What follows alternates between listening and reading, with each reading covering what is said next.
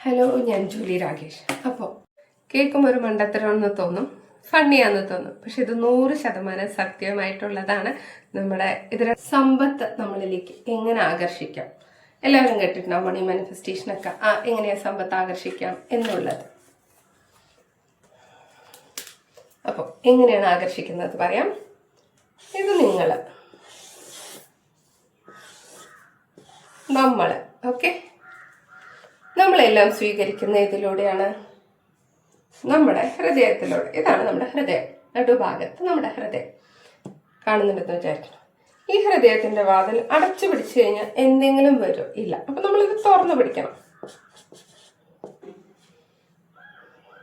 ഇനി നിങ്ങൾക്ക് ഒരു എത്ര പൈസ വിചാരിക്കാൻ നിങ്ങൾക്ക് കഴിവുണ്ട്, കപ്പാസിറ്റി ഉണ്ട്.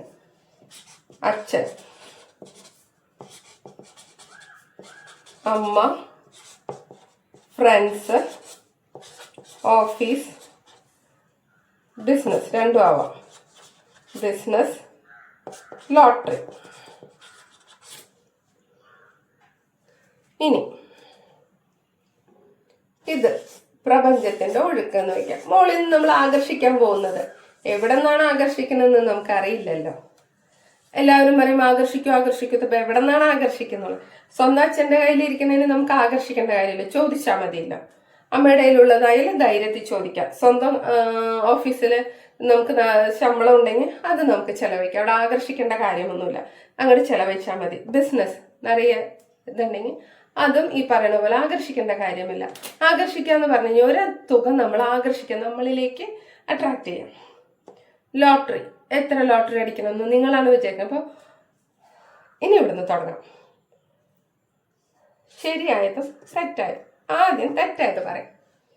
നിങ്ങൾക്ക് ജോലിയില്ല, നിങ്ങൾക്കൊരു 500 രൂപ വേണം. നിങ്ങൾ അച്ഛനോട് ചോദിക്കാൻ പേടിച്ച് നിൽക്കണു.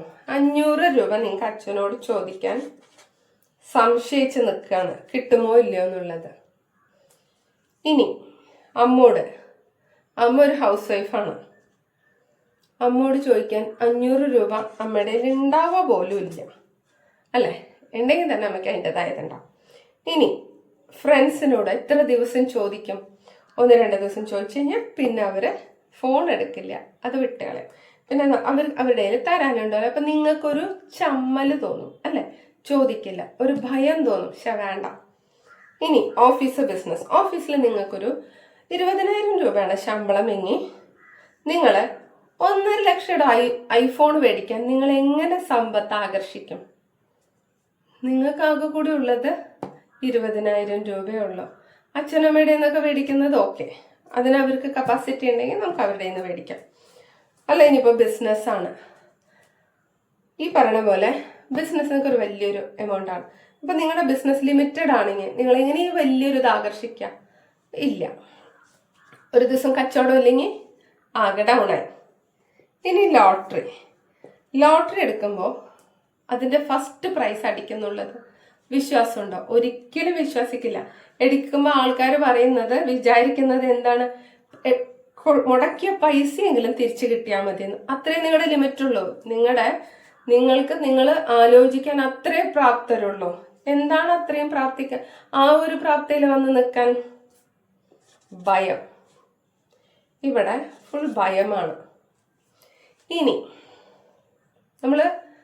നിങ്ങൾക്ക് ശരിയാ, ഇപ്പൊ ഒരു 25,000 വേണം, അല്ലെങ്കിൽ പോട്ടെ ഒരു 50,000, 1 കോടി, എത്ര നിങ്ങൾ വിശ്വാസത്തോടെ ചോദിക്കാണ്.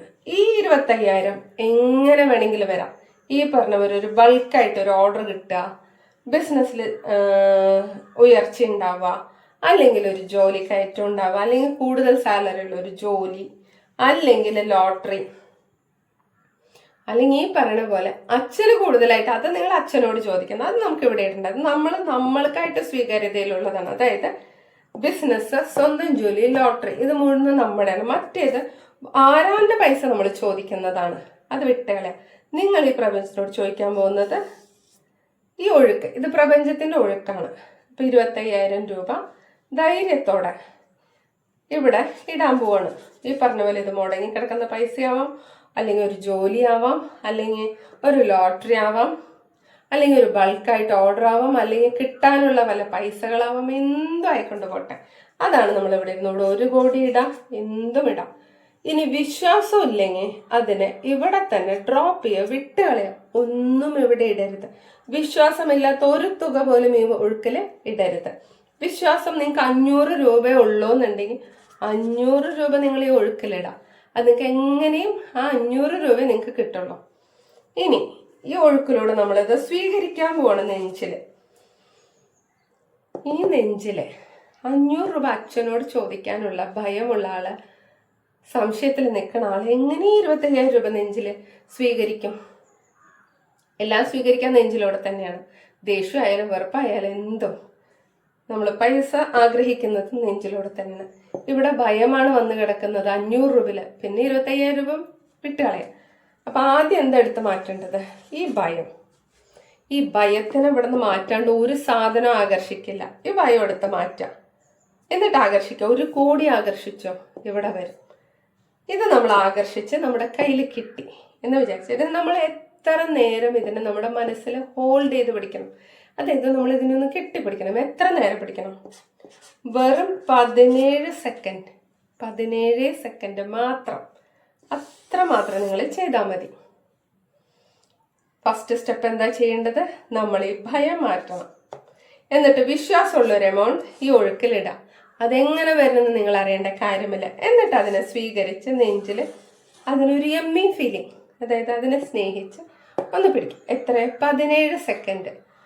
ഈ ഭയം ആദ്യം മാറ്റണം. ഈ ഭയം മാറ്റാനുള്ളതാണ് നമ്മൾ ആദ്യം ചെയ്യേണ്ടത്. ഭയം മാറ്റുക എങ്ങനെയെന്നുള്ളതാണ് ക്ലാസ്സിൽ നമ്മൾ ആദ്യം പറയുന്നത്. അപ്പോൾ താല്പര്യമുള്ളവർക്ക് നമ്മുടെ ഈ ക്ലാസ് ജോയിൻ ചെയ്യാം, മോളിൽ കാണുന്ന നമ്പറിലേക്ക്. പിന്നെ ഏറ്റവും 100% ഉറപ്പ് തരുന്നു, നിങ്ങൾ അടയ്ക്കുന്ന ഫീസ് 3-ാമത്തെ ദിവസം എന്നൊരു ദിവസം ഉണ്ടെങ്കിൽ ആ ദിവസം നിങ്ങൾ എനിക്ക് അടച്ച ഫീസ് മൊത്തമായിട്ട് നിങ്ങളുടെ കൈകളിലേക്ക് വരും. വന്നില്ലെങ്കിൽ ആ പൈസ ഞാൻ നിങ്ങൾക്ക് ഡബിളായിട്ട് ഞാൻ നിങ്ങൾക്ക് തിരിച്ചു തരും. അപ്പോഴും നിങ്ങൾക്ക് നഷ്ടമില്ല. എന്ന് വെച്ച് കഴിഞ്ഞാൽ ആ അടയ്ക്കുന്ന ഫീസ് ഡബിളായിട്ട് കിട്ടിയല്ലോ. ഇത്രയും ഉറപ്പുള്ളവർ പറയുന്ന വേറെ ഏതെങ്കിലും ഉണ്ടോ?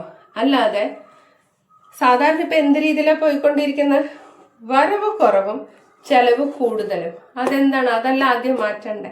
അപ്പം അതെല്ലാം അറിയാൻ വേണ്ടിയിട്ട് നമ്പറിൽ താല്പര്യമുള്ളവർ വിശ്വാസത്തോടെ ബിസിനസ് കയറ്റം ഉണ്ടാവാം, ലോട്ടറി അടിക്കാം, അൺഎക്സ്പെക്റ്റഡ് മണി 100% ഞാൻ ഉറപ്പ് തരുന്നു. കിട്ടാനുള്ള പൈസകൾ കിട്ടും. ചിലപ്പോൾ ഇവിടെ ബാച്ചുകളിൽ കുറേ പേര് അവരുടെ ഡെപ്പോസിറ്റ് നിങ്ങളിത് തൽക്കാലം വെച്ചോ, ഞാൻ ചോദിക്കുമ്പോൾ എനിക്ക് തന്നാൽ മതി എന്ന് ചോദിച്ചിട്ട് ഇട്ട് കിടക്കുന്ന കുറേ പൈസ, അൺഎക്സ്പെക്റ്റഡ് മണീസ് വന്നിട്ടുണ്ട്. ജോലി കയറ്റം ഉണ്ടായിട്ടുണ്ട്. ജോലിയിൽ കിട്ടാത്ത സാലറി ഇവിടെ കിട്ടിയിട്ടുണ്ട്. അപ്പോൾ താല്പര്യമുള്ളവർക്ക് നമ്മുടെ ഈ കാണുന്ന നമ്പറിലേക്ക് വാട്സപ്പ് ചെയ്യാം. ബാച്ച് ഉടനെ തുടങ്ങുന്നതാണ്. വിശ്വാസത്തോടെ ചെയ്യുക. ആദ്യം മനസ്സിലെ ഭയം മാറ്റുക. താങ്ക്